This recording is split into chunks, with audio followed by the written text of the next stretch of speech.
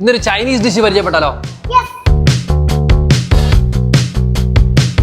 നമ്മുടെ കരുനാഗപ്പള്ളിക്കും കായംകുളത്തിനും ഇടയ്ക്ക് വേറെ എവിടെയും കിട്ടാത്ത അമേരിക്കൻ ചോപ്സിയാണ് ഇന്ന് നമ്മൾ ഇൻട്രൊഡ്യൂസ് ചെയ്യുന്നത്. അപ്പോൾ നമ്മുടെ ഈ ഒരു അമേരിക്കൻ ചോപ്സിയുടെ മുകളിൽ ഒരു ബുൾസൈ വരുന്നുണ്ട്. നമുക്ക് ഈ ഒരു ബുൾസൈ ഇതെല്ലാം ഇങ്ങനെ മിക്സ് ചെയ്ത് വേണം കഴിക്കാൻ. നമുക്ക് നോക്കാം,